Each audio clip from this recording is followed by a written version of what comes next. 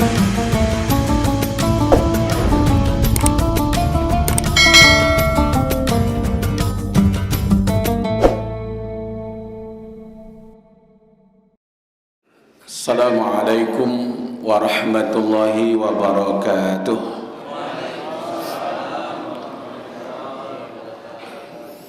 Hamdan wa syukran lillah wa salatan wa salaman ala rasulillah.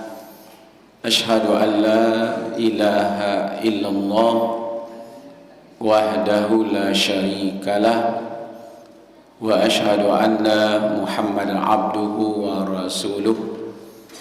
Allahumma fasalli wa sallim ala Muhammad wa ala alihi wa ashabihi ajma'in. Allahumma arhamna wa ahlana bil Qur'an. Allahumma akhrimna wa ahlana bil Qur'an. Allahumma inna nas'aluka ilman nafi'an wa rizqan tayyiban wa amalan muttaqabbila. Qala Allah Ta'ala fil Qur'anil Karim, a'udzu billahi minasy syaithanir rajim. Bismillahirrahmanirrahim.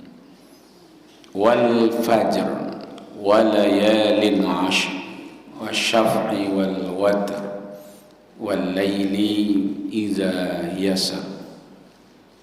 Sadaqallahul azim. Al-Quran surat Al-Fajr atau juga disebut dengan surat Wal Fajr, surat yang ke-89 ayat 1 sampai 4 ya.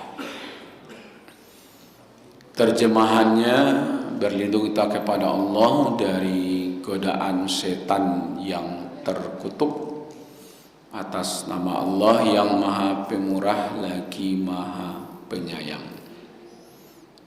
Demi waktu fajar, demi malam yang 10, demi genap, demi ganjil, demi malam yang berlalu. Al-Quran surat Al-Fajr ayat 1 sampai 4. Bapak-bapak, ibu-ibu, jemaah subuh atau jemaah fajar yang kita muliakan, pagi ini kita membahas, mentadaburi surat Al-Fajr. Kalau cukup waktu kita bahas semuanya, tapi kalau tidak cukup nanti satu ayat saja, yakni Wal Fajr. Wawunya itu waw sumpah namanya, waw qasam ya, jadi demi fajar. Allah bersumpah demi fajar. Ada apa dengan waktu fajar sehingga Allah bersumpah dengan waktu fajar ini? Nah, ini akan kita dalami. Tapi saya pertama ingin jelaskan sedikit, kalau di Indonesia fajar itu lebih populer dengan subuh. Maka tadi kita menyebutnya sholat subuh. Kalau di Saudi, Timur Tengah, itu lebih populer namanya fajar. Jadi kalau dicari jadwal subuh di Makkah, di Madinah, tidak ada. Yang ada cuman jadwal fajar. Jadi kalau di Makkah, Madinah itu nama sholatnya sholat fajar. Kalau di Indonesia namanya sholat subuh. Itu pertama. Yang kedua, waktu fajar. Waktu fajar itu matahari masih di bawah ufuk. Jadi kalau kita lihat ke pantai, batas antara langit dengan bumi, garis pantai itu disebut dengan ufuk. Nah, matahari itu berada di bawah, cahayanya sampai ke permukaan bumi. Cahaya itu yang disebut dengan fajar. Fajar itu ada dua, ada fajar kasib, ada fajar sidik. Ada cahaya sebentar saja, itu adalah fajar kasib, ya, fajar dusta nama Pak. Coba bayangkan Bapak Ibu, fajar saja ada nama duto, apalagi orang, ya. Nah, baru nanti ada fajar sidik, ya. Fajar sidik itu nampak gitu. Kalau dulu Bapak Ibu lama kita memakai itu, matahari berada di bawah ufuk di min 20, ya. Setelah diteliti, dipasang kamera puluhan tahun, dilihat perkembangannya dari malam sampai terbit matahari, kapan sebenarnya fajar itu muncul. Ternyata munculnya di min 18. Makanya di waktu Majelis Ulama Indonesia Sumatera Barat bermuzakarah di Hotel Bukit Gadang Sijunjung, itu memberikan tausiahnya waktu fajar atau waktu subuh itu bergeser dari min 20 menjadi min 18. 1 derajat itu 4 menit, maka bergeser menjadi ditambah 8 menit. Di masa jiwa telah berubah. Makanya kalau biasanya jam 5 berjadi jam 5 lewat 8. Maka itu imsak juga berubah. Karena imsak itu adalah di waktu subuh itu. Jadi kalau imsakia yang beredar sekarang itu ada 10 menit menjelang subuh, itu hanya waktu untuk berhati-hati. Yang betul-betul imsak menahan itu adalah dari waktu fajar. Kalau tadi fajar jam berapa masuknya? Jam 5 lewat 11 ya. Nah, berarti jam 5 lewat 11 itulah mulai menahan yang puasa. Ya, jadi kalau berbunyi sarine 10 menit sebelum waktu subuh, awak sedang makan, lanjut saja makannya Pak. Tidak usah lo di matian sarine. Karena sarine berbunyi di masjid, awak makan di rumah gitu. Jauh lo pematian kemari gitu. Ya kan? Maka itu terus saja lanjut makanan, karena itu untuk berhati-hati. Ya, mati berhati-hati.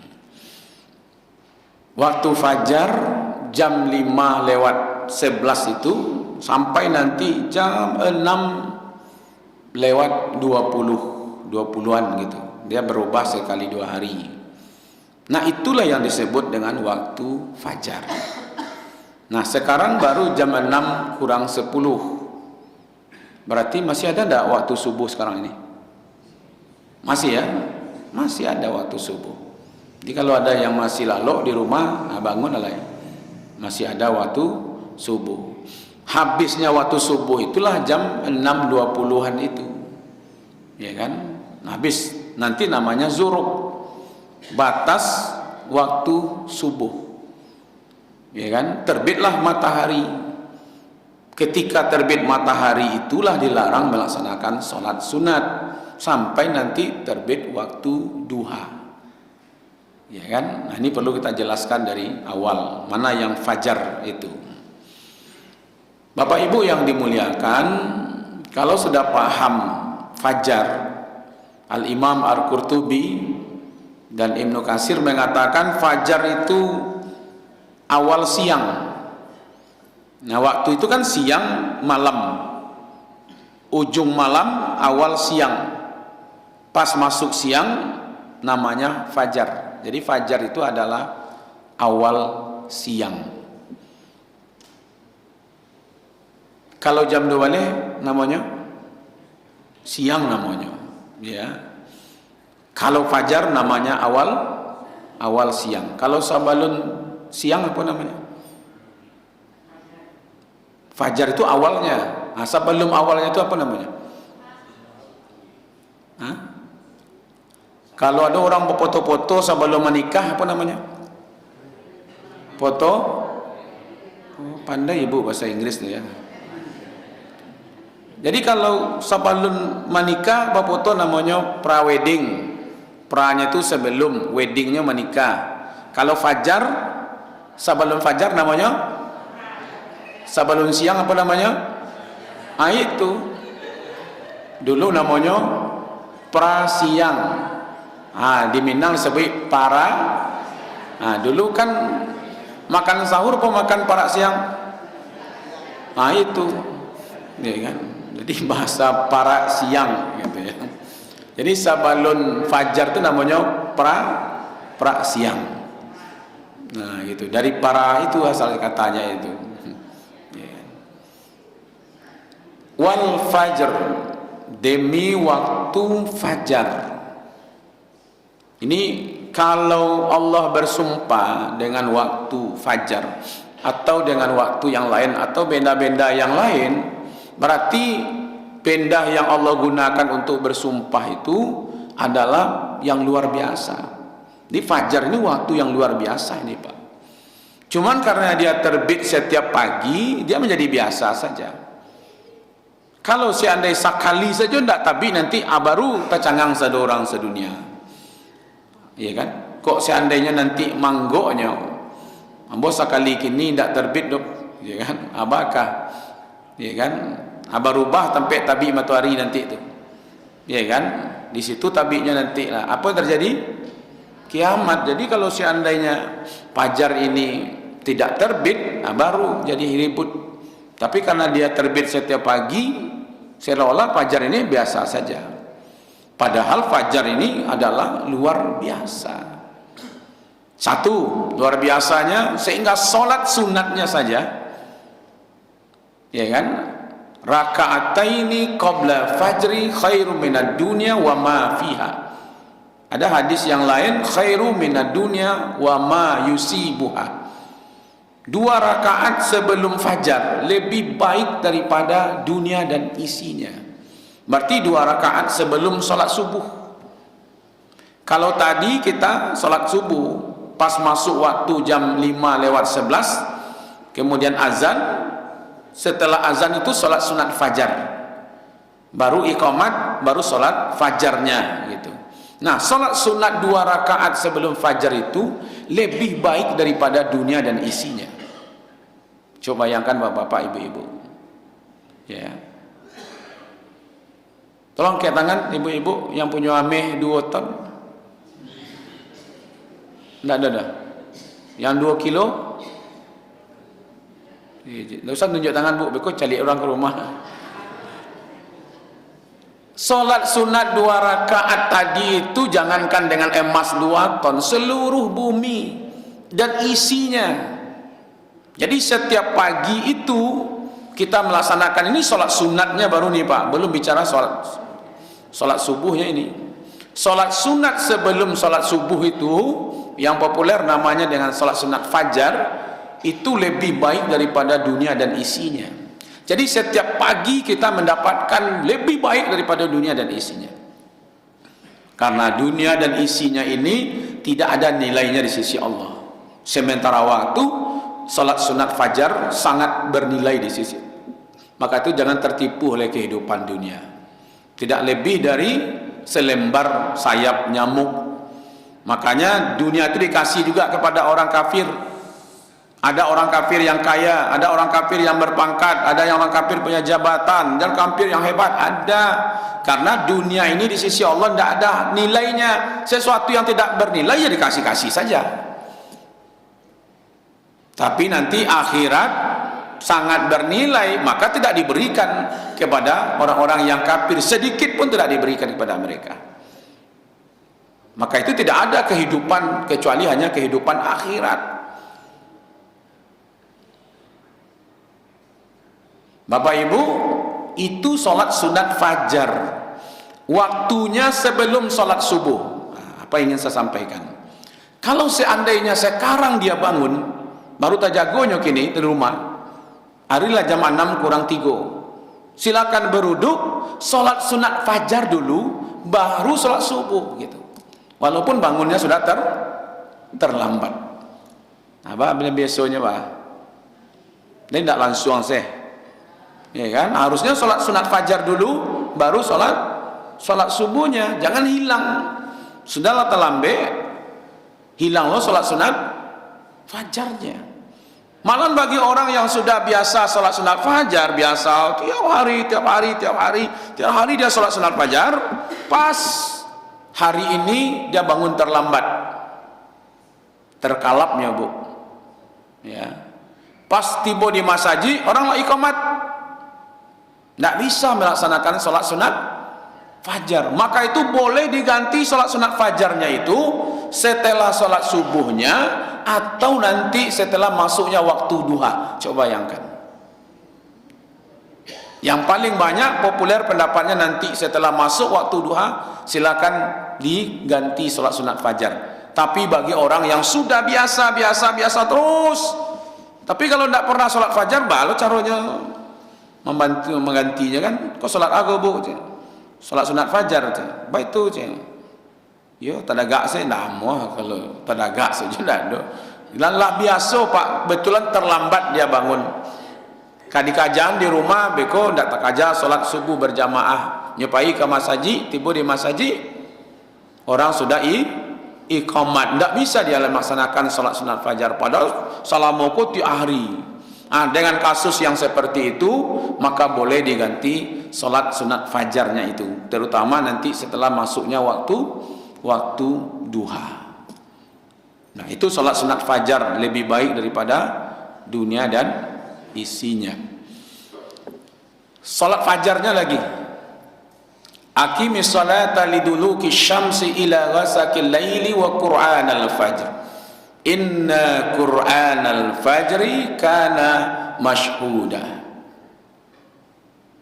Dirikan sholat pas waktu matahari terbenam sampai malamnya, itulah sholat maghrib dan sholat isya. Lalu dirikan fajar, karena sholat fajar itu disaksikan. Nah, di sholat subuh kalau kita tadi namanya itu disaksikan. Memangnya zuhur, asar, maghrib, isya tidak disaksikan? Disaksikan. Cuman khusus fajar ini sholatnya disaksikan oleh malaikat yang tugas malam. Di pergantian malaikat ini pagi ini Pak, waktu fajar ini. Jadi yang tugas dari pagi sampai nanti pagi lagi sekarang ini itu satu malaikat, dan nanti pagi ini sampai besok pagi malaikat. Jadi hadir dia di waktu fajar ini Pak.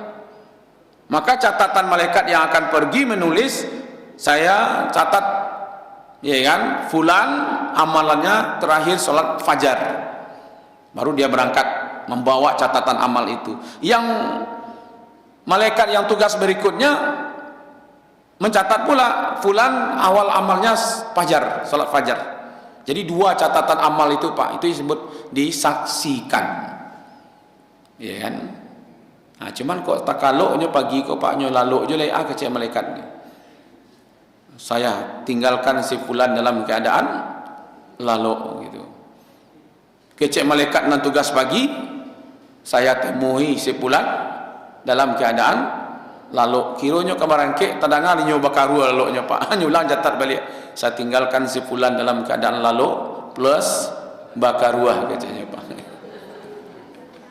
Nah, ikut catatannya di mana lalu-lalu je kini lah kok. Ya kan? Tu hati-hati di belakang tu. Ibu nak miciang tu lah nampak ustaz dah. Lai. Ya hebat Pak. Miciang nampak je ustaz, coba bayangkan. Ditampil lain lah tapi lalau matanya dah nampak je dia ustaz. Siko miciang nampak je dah. Miciang lah Bu, nak mana. Nya hatinya tajam gitu ya. Bapak Ibu yang dimuliakan, man shalla isya'an fi jama'ah fa ka'annama qama nisful lail. Man shalla subhan fi jama'ah fa ka'annama lail kulluh. Siapa yang sholat isya berjamaah itu sama nilainya dengan sholat separuh malam. Jadi sholat isya kita tadi malam itu nilainya sama mendirikan sholat separuh malam. Siapa yang sholat subuh, nah itu bahasa subuh itu dalam hadis man sholat subhan. Siapa yang sholat subuh berjamaah maka sama nilainya dengan semalam suntuk.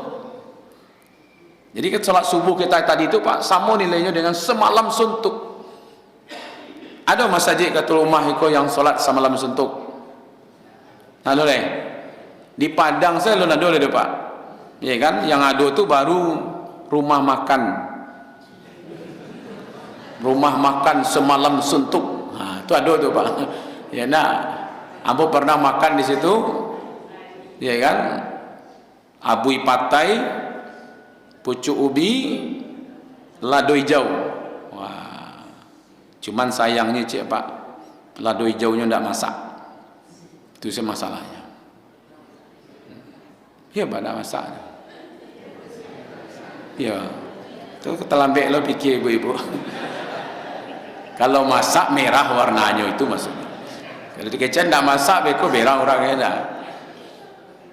Salat subuh berjamaah sama nilainya dengan sepenuh malam, sepanjang malam. Itu adanya di waktu fajar. Coba bayangkan itu.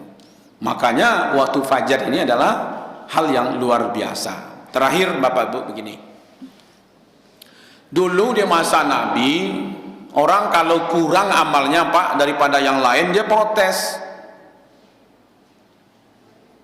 Pamannya ada namanya ahlus sufa, orang yang tidak punya tempat tinggal, ya hidupnya sebanyak kekurangan lah. Jadi melihat orang-orang kaya di Madinah itu mereka cemburu, sehingga mengadulah kepada Rasulullah, ya Rasulullah, enak jadi orang kaya ya Rasul. Kami sholat di Madinah di Nabawi, mereka juga sholat. Kami baca Quran, mereka baca Quran. Kami berzikir, mereka juga berzikir. Tapi ketika mereka pergi haji, ketika pergi umroh, kami tidak bisa ya Rasul. Tunjukkanlah kepada kami, supaya dapat pula lah kami pahala haji dan umroh. Maka keluarlah hadisnya. Man shalla ghadaan fi jama'ah summa qa'ida yazkurullah hatta tatla'a syam. Summa yusalli rakataini ka hujra hajjatin wa umratin. Wa qala Rasulullah sallallahu alaihi wasallam tamma. Hadis ini kualitasnya hasan, jadi bisa diamalkan. Jadi kata Rasulullah, siapa yang sholat subuh berjamaah atau sholat fajar berjamaah, kemudian dia menetap di tempat sholatnya itu, maksudnya di masjid, sampai terbit matahari. Setelah terbit matahari, kemudian berjarak bukan ketika terbitnya, setelah terbit matahari dia sholat 2 rakaat. Tidak disebut nama sholatnya apa. Summa yusalli raka'ataini, kemudian dia sholat 2 rakaat. Maka itu dari sholat subuh tadi dia mengingat Allah. Di tempat sholatnya di masjid itu, yang mengingat Allah itu bisa maknanya berzikir, subhanallah, alhamdulillah, la ilaha illallah, Allahu akbar, la haula wa la quwata illa billahi aliyil azim, astaghfirullah. Bisa juga maknanya baca Quran, bisa bersalawat, berdoa, atau mendengarkan pengajian seperti ini. Karena orang pengajian ini kan disebut juga zikir. Fas'alu ala zikri in kuntum la ta'lamun. Bertanyalah kepada orang yang tahu kalau kamu tidak tahu. Lalu dia menetap di masjid itu sampai terbit matahari. Nanti jam 6 lewat 20-an. Setelah jam 6 lewat 20-an, summa yusalli rakataini. Summah itu habis waktu larangan. Kan pas habis waktu subuh matahari sedang terbit. Terbit dengan sempurna, habis terbit sempurna masuk waktu duha, lalu dia sholat 2 rakaat. Di Indonesia populer namanya sholat zuruk atau sholat isra. Kalau di Saudi, ulama-ulama Saudi menyebut nama sholatnya sholat duha, di awal waktu. Terserahlah namanya itu, mau sholat zuhur, mau sholat isra, mau sholat duha namanya, tapi rentetan dari sholat subuh berjamaah tadi, lalu dia mengingat Allah di situ sampai nanti terbit matahari. Setelah sempurna terbitnya masuk waktu duha, maka dia sholat 2 rakaat. Rentetan itu sama nilainya dengan haji umroh. Lalu Nabi melanjutkan sabdanya, sempurna, sempurna, sempurna. Mudah saya dapat pahala haji dan umroh, iya kan? Yang magias ya, Allah. Kalau awak yo magi yo awak seorang sampili. Kamar lagi kok banyak cerita awak. Tidak jemaah siko. Tampil lain siko me biasa mo saya perangai itu. Ini yang memberi pahala haji umroh tu Allah. Tidak perlu pula kita protes. Ya kan? Orang dapat umroh tu susah sama ustaz. Membayar 35 juta itu kan cerita awal. Bukankah Rasulullah mengatakan man tahara fi baiti, siapa yang suci dari rumahnya, artinya dia beruduk dari rumahnya, summa jaa, lalu dia datang ke Masjid Kuba, lalu salat 2 rakaat, dia dapatkan pahala umroh. Bukankah itu populer di waktu jamaah haji dan umroh? Dia kasih tahu, ya enggak? Di Madinah, sianan nambah wudhu dari hotel, kemudian datang ke Masjid Kuba, lalu salat 2 rakaat di situ, pahalanya sama dengan umroh. Yang ngasih pahalanya Allah, yang menjanjikan Nabi. Selesai, kita tinggal ngamalkan saja. Bukankah ada seorang pelacur, setelah dia melacur kerjanya, nampak dia seekor anjing yang terjulur lidahnya sampai ke tanah karena kehausan, lalu tersentuh perasaannya, kasih sayangnya melihat anjing tadi itu. Ku anjing kau bapak ibu-ibu, sekali anjing tetap.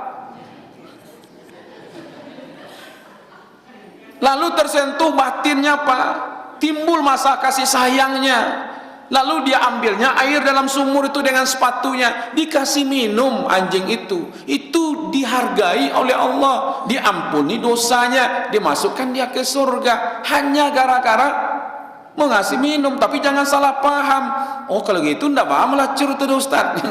Paliarosi anjing kasih kuah. Sudah melacur malam tu pagi lagi minum anjing. Nah, itu ndak itu pemahamannya tu Bapak Ibu. Tapi disitulah kebesaran Allah, ya kan? Jadi tak usahlah banyak protes, ya kan? Yang jale sia yang sholat subuh berjamaah di masjid, lalu dia menetap di masjid itu mengingat Allah sampai nanti masuk waktu duha, lalu dia sholat sunat 2 rakaat, itu dihargai oleh Allah dengan pahala haji dan umroh. Itu nilai adanya di waktu fajar. Maka dari itu Allah bersumpah demi waktu fajar, wal fajri, demi waktu fajar, wal fajr walayalin ashr, demi malam yang 10. Ada 4 pendapat. Ya, ini ayat sebenarnya banyak orang hafal Pak, tapi selama ini tidak tertarik mengkaji. Kenapa Allah bersumpah di situ? Demi fajar, demi malam yang 10, demi genap, demi ganjil, demi malam yang berjalan. Padahal 5 sumpah Allah di situ kan? Ya kan? Ini luar biasa. Nah, walayalil ashr, demi malam yang 10. Ada yang mengatakan malam yang 10 itu adalah malam 10 di bulan Zulhijjah. 1. Yang kedua, ada yang mengatakan 10 malam di awal Ramadan. Yang ketiga mengatakan 10 malam di akhir Ramadan. Yang keempat pendapatnya adalah 10 malam di bulan Muharram. Jadi ibadah dalam Islam itu hanya ada kaitannya dengan bulan Hijriah. Ya, ibadah dalam Islam itu ada kaitannya dengan bulan Hijriah, bukan dari Masehi.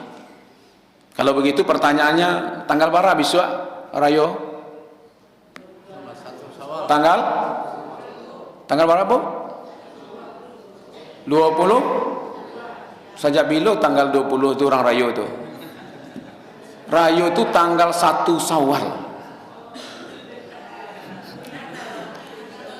Tapi lah bagi tahu, dia kaitannya dengan bulan Hijriah, bukan bulan Masehi. Maka besok itu ada yang rayonya hari Jumat tanggal 1-nya, ada yang hari Sabtu. Ini sama-sama tanggal 1, Pak. Menurut hisab tanggal 1 besok itu hari Jumat, maka hari rayonya hari Jumat.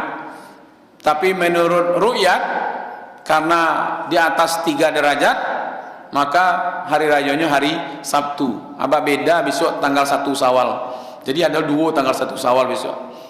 1 hari Jumat, 1 hari Sabtu. Ya kan? Silakan dipilih. Tidak usah ribut-ribut. Yang rayo hari Jumat silakan, yang rayo hari Sabtu silakan. Iko sabulan ko rayo si orang taruhnya. Tak doa ribut-ribut itu. Ya kan? Kok hanya 1 hari perbedaannya. Walayali as, yang paling populer pendapatnya itu ada 2. Ya.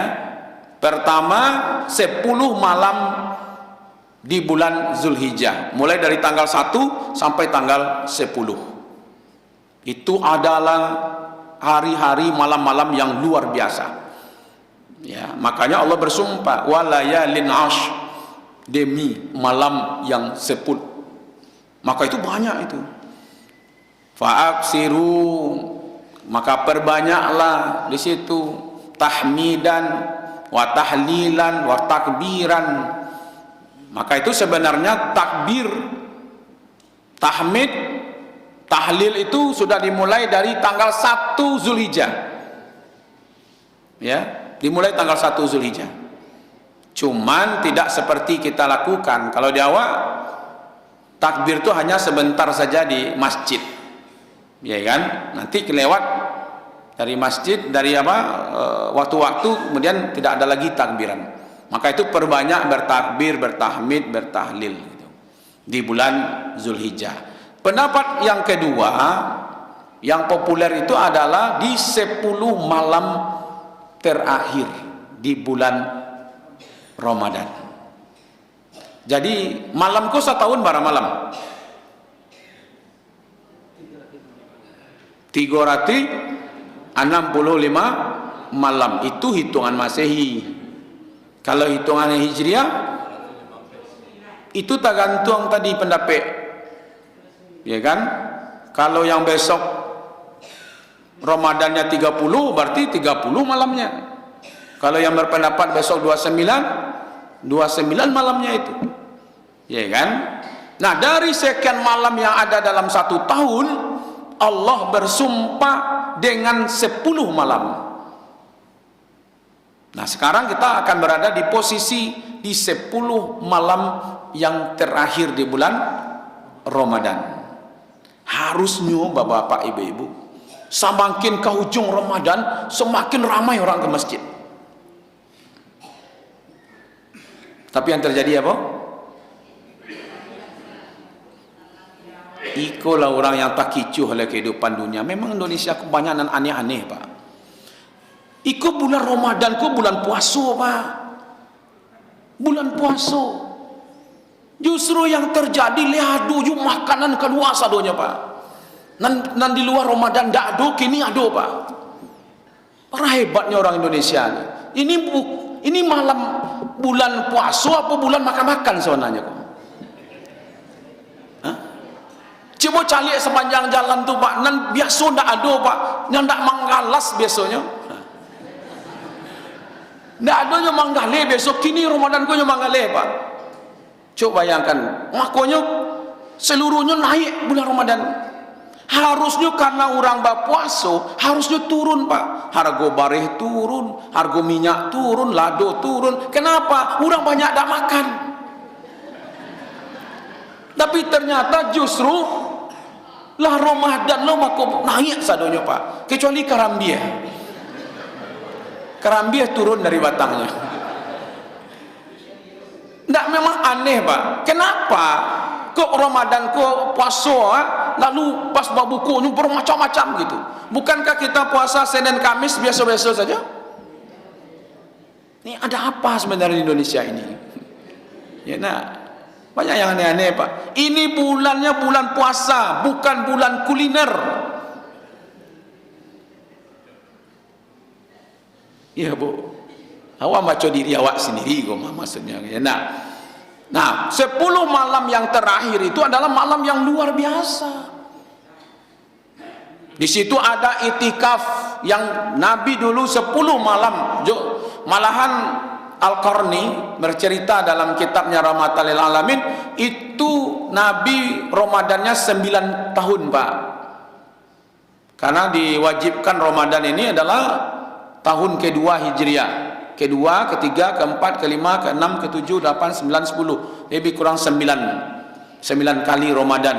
Itu 8 kali 10 malamnya berada di masjid. Yang Ramadan yang terakhir itu sampai 20 malam berada di masjid. Malah kalau Nabi ingin memotong rambut, ya, rumah Nabi itu kan di sebelah dinding Masjid Nabawi ini Pak.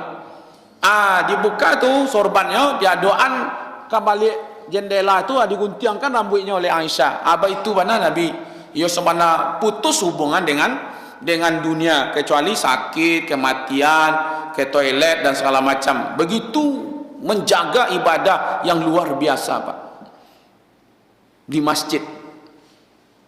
Kini ada juga orang iktikaf di masjid, badannya di masjid, pikirannya tetap dia ke perusahaannya, pagi-pagi lah mulai cek ya kan, nya di masjid iktikaf Pak, tapi nah usahanya tetap ya jalannya gitu ya kan. Itu ada waktu iktikaf. Kalau dulu di Masjidil Haram itu Pak kan 1 juz 1 malam ya. Saya tidak tahu sekarang katanya sudah berubah cara sholatnya, 13 rakaat. Kalau dulu 23. Kalau 10 malam yang terakhir itu 20 ditambah 8 tambah witir 3, berarti 31. Kita kadang malu juga nih bapak-bapak, ibu-ibu ya, kalau udah bicara soal ibadah. Ada orang India Pak, kakinya cuma 1 di Masjidil Haram, 1 kakinya. Taluk dia sholat Pak, tagak salamu itu taluk dia tagak. Ya kuat, semangat imannya itu kuat. Awak kaki awak 2 Pak, agak panjang sih imam seketik Pak, tiba jemaah aku sakit batuk sekali. Kok otomatis Pak, kalau panjang imam bacanya Pak, di bos kok batuk kalau ambo imamnya Pak, mau taruh izinnya Pak, karena ambo mungkin sih banyak corona mungkin kok coba yang kan dalam sholat pun tak mau berhabis ada Pak. Harusnya apa ya Allah, alhamdulillah ya Allah, imam kami panjang bacanya ya Allah, berarti banyak pahala kami ya Allah, alhamdulillah, karena 1 huruf dibalasi 10 kan. Bismillahirrahmanirrahim, berapa huruf itu? 9 balik kali 10 190. Ini mana tidak bisa baca Quran, baca bismillah tapi gitu. Coba bayangkan Bapak Ibu, ini lumbung amal gitu. Itu orang bakaja-kaja Pak, sanggup dia berdiri walaupun lama Pak, pada kakinya cie. Yang paling menyebabkan kita salut itu bukan itu saja Bapak Ibu. Jam 11 selesai dia baca Quran Pak. Dia baca Quran lebih 1 jam dia baca Quran. Mengantuk hanya Pak, nyobet agak baca Quran sambil duduk mengantuk, nyobet tagak, saya kaki dan ciek tadi itu baca Quran sambil tagak Pak, untuk menghilangkan kantuknya. Coba bayangkan Bapak Ibu, kau tiba di awak sedang baca Quran ngantuk, sadaqallahul azim. Itu dan karya itu galak atur pengalaman tuh Bapak. Nah, ikut kualitas Bapak Ibu, tolong dipertahankan sampai Allah bersumpah demi malam yang 10. Iya kan? Demi malam yang 10. Kita ambillah pendapat yang terkuat itu umpamanya termasuk As-Sa'di, ya, Abdurrahman As-Sa'di mengatakan malam yang 10 itu adalah di bulan Ramadan 10 yang terakhir. Di situ ada iktikaf, di situ ada inna anzalnahu fi lailatul qadar. Ada di situ malam yang kita beribadah di malam itu lebih baik daripada 1000 bulan. Dan saya termasuk orang yang punya paham bahwa Pak Ibu, semalam Pak, bukan sekejap. Karena ayatnya jelas-jelaskan inna anzalnahu fi lailatul qadar. Lailah itu kita bagi 4 saja. Permulaan malam, awal malam, tengah malam, akhir malam. Dia semalam, berarti mulai dari terbenam matahari sampai terbit fajar. Maka itu terbit fajar tadi pagi, sebelumnya itu masih malam. Makanya siapa yang sholat di ujung malam, ragu dia akan masuk sholat subuhnya. Kalau sholat 3 rakaat, witirnya nanti masuk waktu subuh, maka cukup berwitir 1 saja, ya kan? Maka itu malam qadar itu mulai dari awal sampai akhir. Kalau seandainya kita menjaga saja, umpamanya yang disuruh oleh Nabi itu mencari malam ganjil, umpamanya 21, 23, 25. Oke lah, kita isi saja setiap malam dari awal Pak. Kalau Bapak kan bisa itu. Dari awal Ramadan sampai akhir Ramadan setiap malam. Maka dia akan bertemu dengan malam Lailatul Qadar itu. Nah, saya posisinya di situ Pak Ibu. Bukan saatul qadar, bukan saatnya qadar, tapi adalah malam qadar. Kalau dulu Pak katanya kalau malam qadar tuh ayahku membaku sadonya. Itu tidak malam qadar, tuh malam musibah namanya Pak. Kalau baku sado tuh habis, sado ikan-ikan mati kan, ya kan? Atau tiang-tiang apa pohon-pohon tuh sujud sadonya. Kalau sujud sadonya Pak tuh musibah gadang tiba tuh. Rumah-rumah hancur, baralah pohon karambi Pak, pokoknya sujud nah. Ya kan? Udah hancurnya rumah tuh naik katanya balik. Itulah salam nyalan waktu di rumah senu kok. Nya karambi yang saya gitu. Jadi malam qadar, malam kemuliaan, di situ termasuk malam penentuan nasib kita 1 tahun ke depan. Coba kalau kita sempatlah dapat dan berdoa ketika malam qadar untuk nasib kita, ya kan? Maka itu nasib kita akan ditentukan 1 tahun ke depan. Itu adanya di malam qadar. Malam qadar itu disuruh oleh Rasulullah mencarinya di 10 malam yang terakhir. Dikhususkan lagi di malam-malam yang ganjil. Artinya Bapak Ibu, ada 10 malam dari sekian malam yang luar biasa. Karena nanti ada ayat berikutnya walayalil ashr, itu ada di situ walaili iza yasar, demi malam apabila telah berjalan. Itu lebih hebat lagi sebenarnya. Tapi mari kita pelihara, kita jaga, yaitu malam 10 malam yang terakhir itu. Terima kasih, mohon maaf, wabillahi taufiq wal hidayah. Nasrun minallah wa fathun qarib wa basyiril mu'minin. Wassalamualaikum warahmatullahi wabarakatuh.